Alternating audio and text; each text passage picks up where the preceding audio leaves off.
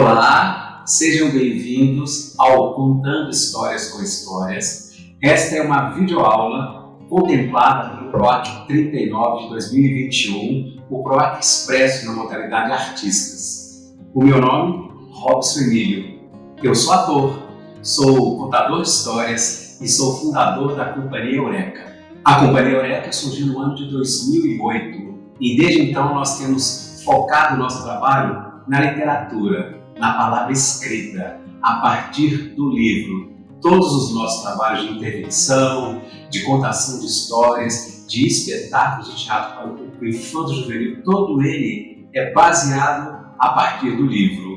E um dos nossos primeiros, das nossas primeiras inquietações enquanto companhia de teatro foi entender a linguagem da contação de histórias. Por ter formação como ator, eu fui descobrindo com o tempo essa arte, a arte de contar histórias. Então eu me especializei, fui fazer cursos na área de contação de histórias e descobrindo, todo esse universo encantador, porque o ator tem essa possibilidade, ele pode trabalhar com a dublagem, ele pode trabalhar com uma performance, ele pode trabalhar com intervenção artística, com um espetáculo, com várias coisas, mas a contação de histórias é aquela que mais me encantou. É uma das que mais me deixa assim, com o coração alegre. E nas minhas andanças, assistindo festivais, tendo formação nesta área, fui descobrindo as metodologias de como se preparar uma boa história. Por que contar história? Para quem contar história? Como se contar? Tem todo um contexto, então tem estudos que dizem como você dividir uma bela história. Primeiro você escolhe o tema que você quer fazer, de que forma que você quer fazer, que público que você quer atingir, e nisso foram surgindo os nossos trabalhos. Um dos primeiros trabalhos que eu tenho o maior carinho, que é o CAP,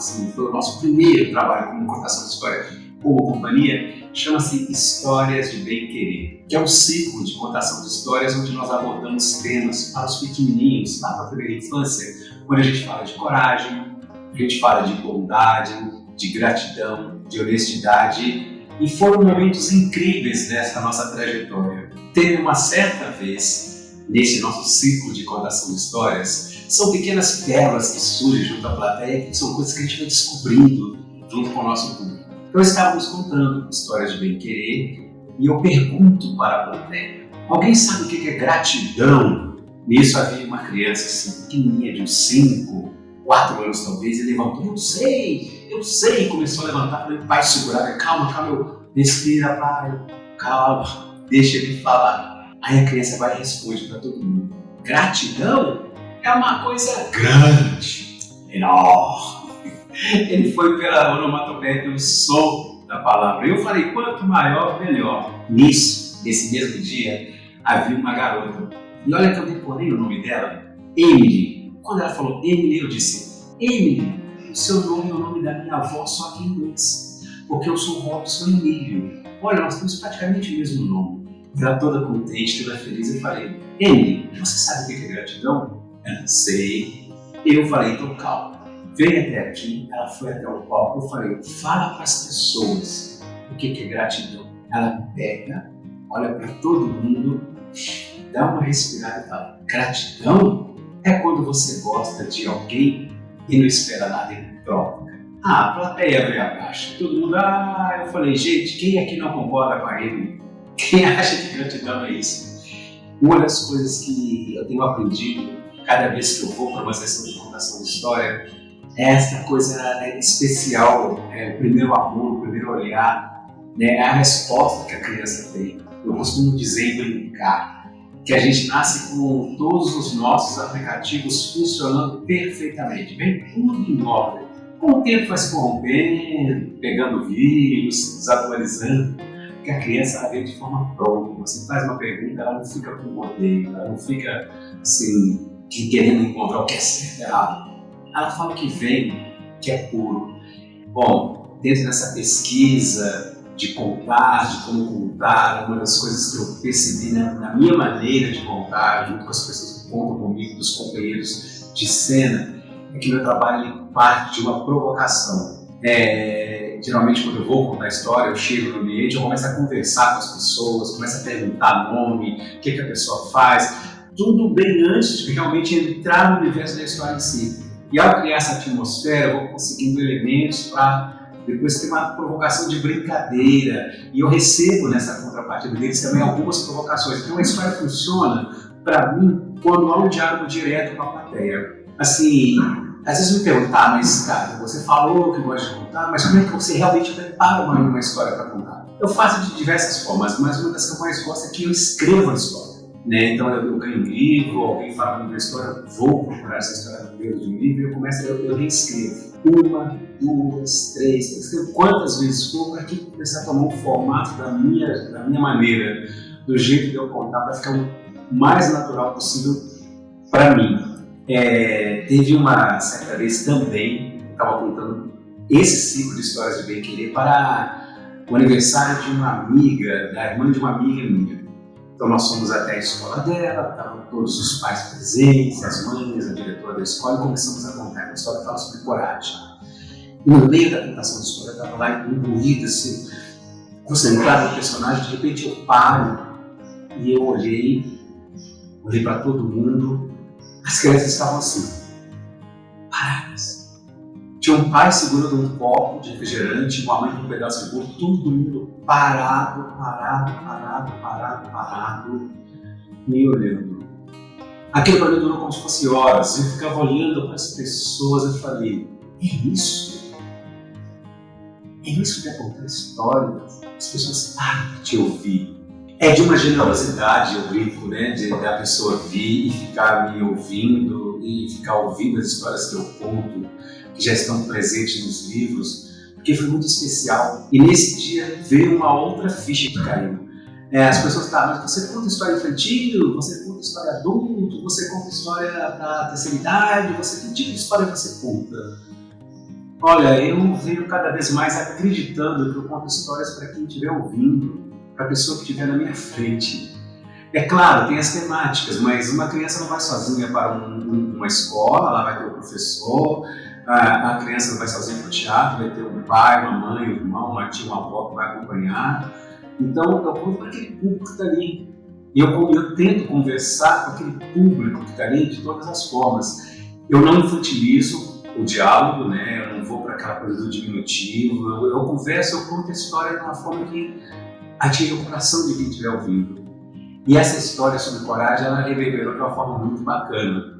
Bom, o outro ciclo de histórias que nós desenvolvemos também agora foram histórias de todos os cantos do mundo. E veio para mim de presente contar histórias sobre Cabo Verde. Bom, nós fizemos esse circuito agora, veio um parceiro de cinema, fomos para algumas escolas de EJA, que são pessoas adultas, né, que estudam à noite nos céus aqui da cidade de São Paulo, ou escolas da rede pública. Nós fomos contar então histórias de Cabo Verde. E estávamos no céu Parelheiros, no céu longe aqui de São Paulo, lá contando histórias. Eu comecei a contar a história de Cabo Verde. Nisso, havia duas moças assim, sentadas bem no fundo, com um sorriso de orelha a orelha. Terminamos a contação de história, elas vieram tirar foto. Ela virou e falou assim, você conhece Cabo Verde?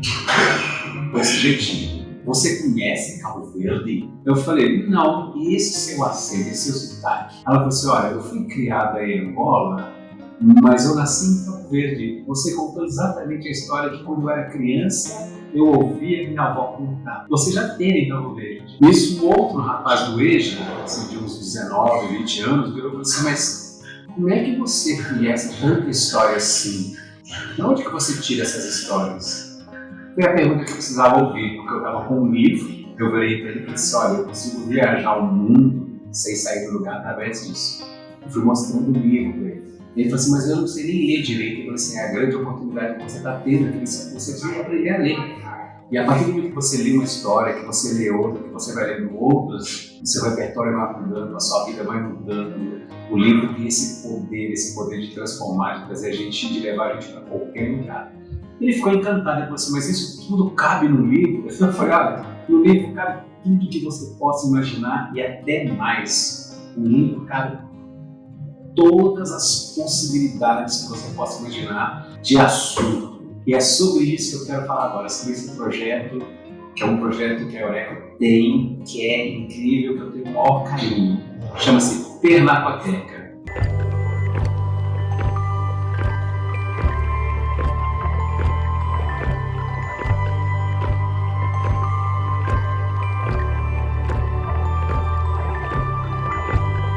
A minha amiga, parceira de trabalho, de amizade, a Adriela Rodrigues, ela me desafiou, depois desse tempo que eu vinha contando histórias, vamos pensar num projeto que a gente possa desenvolver na literatura que seja algo completamente diferente do que você já tem. O desafio é esse. Eu trabalhei durante 12 anos com a Companhia Trux, que é uma companhia de teatro de bonecos. E a Companhia Trux tem uma metodologia de trabalhar a partir da imagem disparadora. O que é isso? Você tem uma imagem e você começa a fazer perguntas para essa imagem. Tá? Isso aqui é um copo, tá? Mas de que material que é esse copo? E o que tem dentro desse copo? Tá? Mas quem que usa esse copo? Quem que bebeu esse copo? Quem é que fez esse copo? Esse copo serve a quem? Você começa a fazer perguntas para aquela imagem e a partir das respostas, né, você vai criando ali todo um enredo. E também de uma coisa chamada binômio fantástico, onde você junta duas palavras e surge uma terceira possibilidade. Um exemplo clássico, né, que o meu diretor e grande amigo Henrique fala, chama-se lábios com a palavra mel. Quando você junta lábios de mel, você tem uma outra e terceira coisa. A partir dessa metodologia, dessa forma meio louca de trabalhar, a Adriela me provocou, falou, olha, vamos pensar em livro.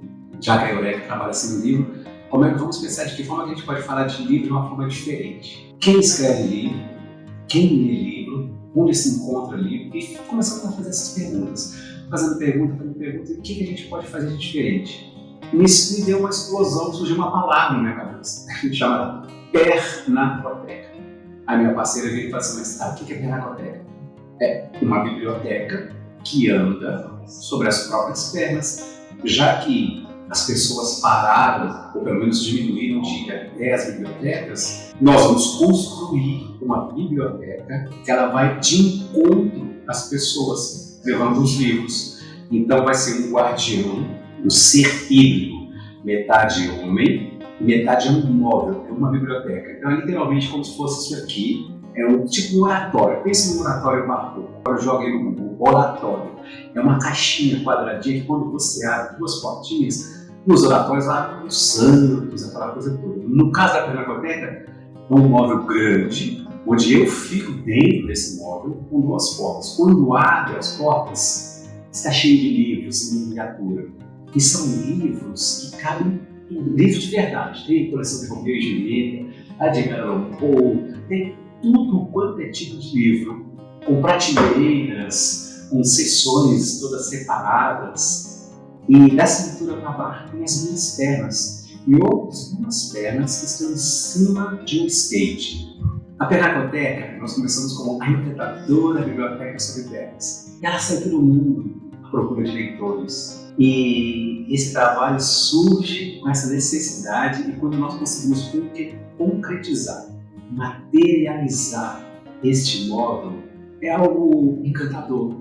Quando ela surge, já fizemos Bienal do Livro, já fizemos Feira do Livro de Ribeirão Preto, já fizemos Rede SESC, fizemos prefeituras, ela anda na rua, ela faz um teatro, ela tem uma mobilidade e nessas andanças da Pinacoteca são momentos assim, únicos, momentos especiais, pequenas histórias, contando histórias de cenas que aconteceram. Certa vez, a Pinacoteca, eu estava aqui na zona sul de São Paulo, no bairro do Campo Limpo, na porta de uma escola. Fomos contratados para ficar na porta da escola para falar com as crianças e os alunos sobre leitura.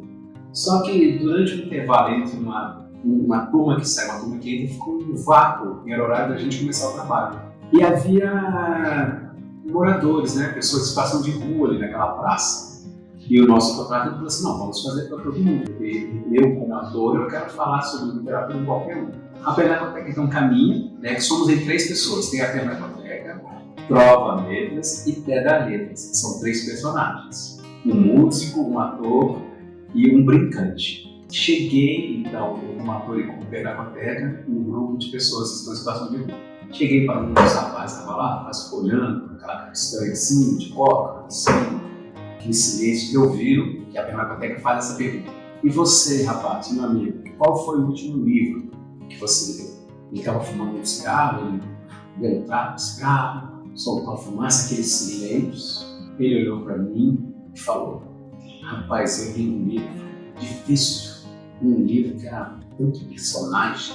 Foi um insight, foi um tiro no escuro, mas na mesma hora eu, como psicoterapeuta, disse: olha, quando eu li esse livro que você está falando, eu tentei começar a ler esse livro umas 3 vezes, e olha que eu sou uma biblioteca, mas aí eu descobri um jeito de não se perder nos personagens. Eu ia anotando o nome de cada um. Então, quando eu anotei quem que era o primeiro Buendia, quem que era o segundo Buendia, quando eu falei Buendia, eu disse: é isso mesmo, é do Aureliano Buendia. Eu não sei quem que escreveu, mas é um cara que é muito grosso, que tem umas coisas muito loucas. Estávamos à pinacoteca e aquele morador de situação de rua falando sobre 100 anos de solidão do Gabriel Garcia Marques. As pessoas que estavam assistindo, tanto o contratante quanto os outros artistas, ficaram assim: o que está acontecendo? E eu tenho, né, a pinacoteca tem aquilo 100 anos de solidão. Eu peguei e falei assim: é esse aqui, não é, meu? Ele falou, aí foi lá e pegou o livro, abriu, 100 anos, é isso, Gabriel Garcia Marques. Mas é difícil, mas eu gostei desse livro, mas eu li tem muito tempo. Eu encontrei esse livro num lugar em julgados, peguei e comecei a ler, e rapaz, eu li aquele livro. O contratante, né, ficava olhando assim, falando assim, parece que foi combinado, mas não é, porque o livro provoca esse lugar na gente. E uma outra situação, teve alunos passando pela pinacoteca na entrada de uma escola, chegou um garoto de mais ou menos uns 13, 14 anos, com mochilinhas nas costas, nas covinhas. Chegou lá, olhou, o que é isso? Aí a pinacoteca fala assim: o que parece? Ele falou assim: tem livro. Então, modifica os livros na biblioteca. Eu sou uma biblioteca e eu ando pelo mundo à procura de leitores, pessoas que gostam de ler. O garoto olhou assim para o lado e disse: ela aprontou, né? Quando ele disse aquilo, eu, como ator, meu coração encheu de alegria. E a pinacoteca disse: quem aprontou? O garoto disse: ela, tio. Tio não, meu nome é pinacoteca. Quem aprontou? Ela aprontou. A pinacoteca pergunta para ele: você sabe por que Machado de Assis escreveu esse livro? Ele ficou assim: sério? Você sabe por que ele escreveu esse livro? E a pinacoteca começa a se enfurecer e os amigos dele começaram a brincar, zoar com ele. Eu sabia que ele estava falando de Dom Casmurro. Eu peguei e falei assim: você sabe por que Machado escreveu esse livro? E já no desespero falei: para que a gente pudesse nos conhecer. O Machado de Assis um dia escreveu Dom Casmurro e falou: a pinacoteca vai encontrar com o Daniel e eles vão poder falar sobre Dom Casmurro. Eu disse para ele: quem lê um livro tem assunto. Quem lê um livro consegue conversar com qualquer pessoa. Parabéns que você, com 14 anos de idade, lê Dom Casmurro. Ele ficou tão alegre, tão feliz em ouvir aquilo, que eu falei: quanto mais você lê, o livro não ocupa espaço. Né? A literatura, o conhecimento não ocupa espaço na nossa mente. Pode ler bastante, porque é isso que faz a gente, sabe, ser diferente. Teve uma certa vez que estávamos numa praça apresentando a pinacoteca, assim. Era Dia das Crianças, era um evento grande, a praça lotada, muita gente. E tem um autor que a pinacoteca gosta muito, Mia Couto. E Mia Couto tem um conto chamado Raízes, que conta o surgimento do poeta, a primeira vez que surge um poeta, uma coisa extremamente poética. Então o pinacoteca está lá contando o que aconteceu, o que foi assim, o que foi assado. Só que para surgir o poeta, de acordo com o conto de Mia Couto, é preciso que alguém perca a cabeça. E essa narrativa era toda construída. Então a pinacoteca foi falando: não, naquele momento o homem mandou. Quando a pinacoteca faz o gesto para cortar a cabeça, uma mãe levanta no meio da plateia e fala: não fala isso para as crianças, jamais, não pode falar isso é violência. E a pinacoteca termina o texto contando que é mais ou menos assim: um homem estava descansando debaixo de uma árvore, ele descansa, só que o cabelo dele cria raízes, ele não consegue se levantar. E várias pessoas vão ajudar isso, não tirar aquilo dele, tira daqui, corta dali, nada. Quanto mais eles tentam ajudar, mais as raízes cresciam. Eles desistem de ajudar aquele homem até que surge um ancião, um dos homens mais sábios daquele lugar, e fala: olha, para poder tirá-lo dali, é só cortar a cabeça dele e plantá-la lá, na lua. E dizem que quando o homem teve a cabeça dele plantada na Lua, foi nesse dia que nasce o primeiro poema. Quando Bela termina essa história, a mãe desmonta. Ela fala, nossa, que história linda! E as crianças super encantadas, a poesia é isso, é explosiva. Ela falou, eu não sabia. Aí o Bela explica sobre o carisma fantástico, mostra o livro de Minha Cor, e a mãe começa a ir atrás de Minha Cor. Ela falou, eu quero saber mais. Tem uma brincadeira que a Bela gosta de fazer com crianças, assim, que ela conta a história de Fonchico e a Lua, que é um texto do Mário Vargas Llosa, de um menino que se apaixona por uma menina, e ele quer que essa menina dê um beijo nele, e a menina fala, só vou beijar o dia que você colocar a lua nos meus pés. E fica aquela história toda. Eis que um dia de lua cheia, o menino leva a menina até o quintal da casa dele, pega uma bacia, coloca nos pés da menina, enche a bacia de água, e quando ela abre os olhos, aos pés dela está aquela lua linda, maravilhosa. E a narrativa toda se constrói que o menino queria um beijo da menina, quando ela vê a lua aos pés dela. E ela faz a seguinte pergunta: e vocês acham que a menina namorou? Que ela beijou? E começa aquela discussão. Ela fala, sim, namorou, namorou, beijou. Então ela até fala, bom, este livro chama-se Fonchico e a Lua. Quem quiser saber o final, aqui na biblioteca do SESC, aqui na biblioteca da escola, é uma febre. As crianças terminam a história, levantam, vão procurar o livro, querem saber, já mandaram inscritos, né, no Instagram da Companhia Eureka. Olha, encontramos ali, minha filha adorou a história de Fonchico e a Lua, ela foi encantada, ela queria mais histórias assim. É tudo mágico, é tudo poderoso. Essa coisa da poesia, certa vez estávamos apresentando numa praça de uma unidade do SESC aqui em São Paulo, e tem uma frase emblemática da Pinacoteca, uma frase muito especial. A Pinacoteca fala o seguinte: o que é poesia? Para se fazer poesia precisa-se o quê? A Pinacoteca solta essa frase. Os adultos imediatamente não falam. Para fazer poesia tem que ler, tem que estudar muito, tem que ter inspiração, tem que frequentar a biblioteca. Os adultos dão as respostas mais certas, assertivas e possíveis. Não tem erro. Eles falam agora para os filhos, não é, filho? Tem que estudar, tem que ler, tem que gostar de livro, tem que ir ao teatro, aquela coisa toda. Bom, nesse dia específico, havia um menino de uns 10 anos, assim, bem próximo da Pinacoteca, olhando para a Pinacoteca, aquele ser estranho, aquele cabelo, aquela maquiagem, olhando. A Pinacoteca de rabo de olho viu o menino e falou assim: e você? O que você acha? Para se fazer poesia precisa do quê? Ele olhou para a Pinacoteca, olhou para as pessoas e disse: para fazer poesia? Poesia! A plateia veio abaixo. Porque é isso, a resposta dele continha todas as respostas anteriores. Para se fazer poesia, é preciso poesia, é preciso ter um olhar atento. E como eu comecei lá no vídeo, lá no início falando para vocês, as crianças, elas têm essa preparação, a gente já vem, né? A gente quando cresce, quando a gente para lembrar, quando você dá risada de uma criança, vem tudo pronto, é puro, é explosivo.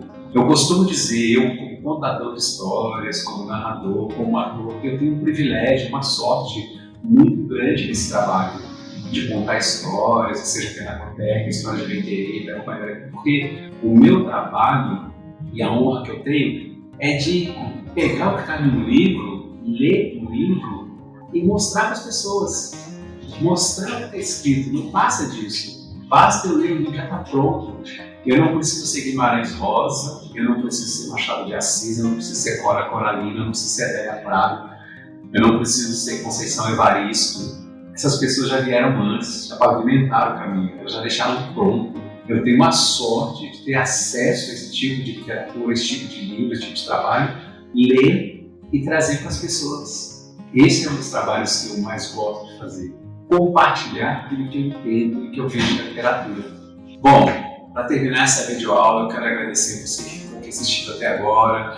Se quiser deixar seu comentário, escrever lá na página do Facebook da CIA Eureka, ou no YouTube, né, CIA Eureka, ou se quiser deixar também no Instagram, é só procurar, deixa no comentário, fala o que você achou da videoaula. Se quiser trocar alguma informação, quiser bater papo, estou super disponível. Muito obrigado aqui ao PROAC, né, pela possibilidade de receber esse prêmio, que foi tão importante, um momento tão importante para todos nós. Eu quero terminar deixando um conto de uma amiga que me ensinou, que trouxe para mim, porque além das histórias que você aprende nos livros, também tem a história de tradição oral, que uma pessoa vai passando para outra, vai passando para outra. Essa história diz assim: certa vez, em uma aldeia, num lugar muito longe daqui, um senhor pegou um banco e foi até o meio de uma praça. Na praça não havia ninguém. Ele sentou-se no banco e começou a contar histórias. Contou uma história, contou duas, três, e ficava ali passando seu tempo contando histórias. No final da tarde apareceu um garoto, que parou na frente dele e ficou ouvindo. No outro dia, ele repetiu aquele ritual. Foi para a praça, colocou um banco, começou a contar a história. O garoto apareceu, junto com o garoto veio um outro garoto, depois veio uma outra pessoa, e foi chegando gente. No terceiro dia ele repetiu e foi aumentando aquelas pessoas, no quarto, no quinto, e assim sucessivamente. Ele ia fazendo aquilo durante os dias. E aquilo que era uma pessoa, depois duas, começou a virar dezena, depois centena de pessoas, e as pessoas foram aumentando, depois foi se tornando milhares. E ele chegava na praça, colocava no banco dele, e havia uma multidão esperando para que ele contasse histórias. Acontece que aquela multidão, aqueles milhares, foram diminuindo, foram se transformando em centenas, de repente foram se transformando em dezenas, de dezenas foram se transformando em poucas pessoas, até que em determinado momento tinha apenas aquele garoto, lá no início do vídeo contando a história. Então o garoto, muito curioso, falou para ele: mas, mestre, por que o senhor continua contando história? Antes só tinha eu aqui, depois foram milhares de pessoas, aqueles milhares de pessoas foram embora, foi diminuindo, hoje não tem mais ninguém, só tem eu. Por que o senhor continua contando histórias? Então ele respondeu para o garoto: bom, antes eu contava histórias para tentar mudar o mundo. Hoje eu continuo contando histórias para que o mundo não me imite. Muitíssimo obrigado e até uma próxima.